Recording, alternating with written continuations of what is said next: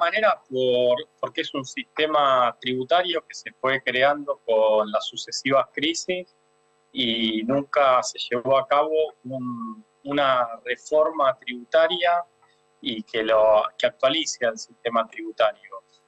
Como vos bien decías, Nahuel, son 148 impuestos, hay un análisis reciente, el año pasado se hablaba también de 160, 167 impuestos de tipos de tributos, y eso se debe en primera medida porque hay 3 niveles de gobierno: nacional, provincial y después municipal, y a su vez porque también quedan ahí impuestos que, como te dije, fueron quedando de las sucesivas crisis que tuvo Argentina. Sí. Y acá algo que es importante comprender es, si vos de esos 148 impuestos, estás hablando de 40 y pico a nivel nacional, tenés que considerar que la recaudación en su casi 90% tenés concentrado en 4 impuestos. El impuesto al valor agregado, el IVA, el impuesto a las ganancias, derecho a exportación, y después como tercero el impuesto al cheque, el impuesto al débito que vos mencionabas. Sí. Entonces, de ahí en más vos decís, bueno, suman un 10%, poner bienes personales que generan mucha distorsión en lo que son las personas físicas, solo te aporta un 3, un 4%. Entonces Sí. ahí es donde la dirigencia política tendría que analizar la conveniencia, si no conviene buscar un sistema tributario mucho más ágil, en definitiva. Claro. Guillermo, ¿cómo se manejan otros países con respecto a los impuestos? Vos a nivel tributario en la región, Argentina está liderando junto con Brasil un costo tributario muy alto.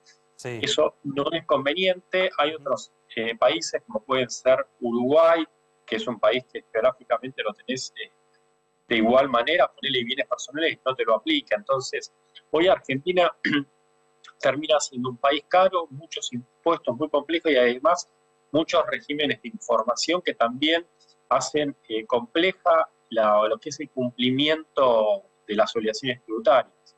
Claro, claro. Sí, la verdad que es cada vez más difícil. Y también pensaba en un impuesto invisible, podríamos decir, que es la inflación, ¿no? Muy buen comentario, Nahuel.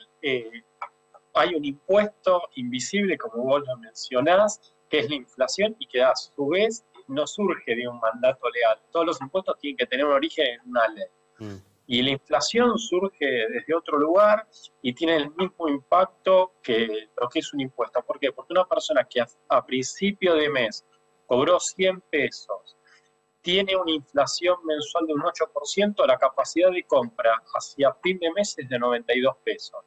Entonces, el efecto que tiene la inflación en el bolsillo de la gente es lo mismo que hace un impuesto, que es restarte capacidad de compra. Entonces, cuando uno mira la carga tributaria total, ponés, no sé, en el pan tenés casi un 25%, es un 23%, tenés que estar pensando que considerando la inflación tenés una carga total de un 25%. Entonces, de un kilo de pan, o sea, terminás de 100 pesos de pan que comprás, 25 son impuestos, 75 corresponden al pan. Claro, sí, sí. Y lo peor es que es algo que se sostiene en el tiempo y va aumentando, ¿no? No es que hay algo que digas, bueno, empieza a bajar la inflación y por lo menos podemos acomodarnos, pero por lo visto este año va a seguir subiendo también, ¿no? Así es, está ese común denominador en la sociedad que lo ve con una tendencia a la alza. Esperemos que se pueda revertir porque sobre todo también le impacta a la gente de más bajos recursos. Exactamente. Bueno, Guillermo, entonces, para repasar, son 148 impuestos. Esperemos que en algún momento se pueda rever esta situación porque impacta, como bien vos decías, impuestos nacionales, provinciales, municipales. Después de cada organismo es como que es infinito, ¿no? Y esperemos que exista en algún momento esa reforma tributaria por el bien de todos también, ¿no?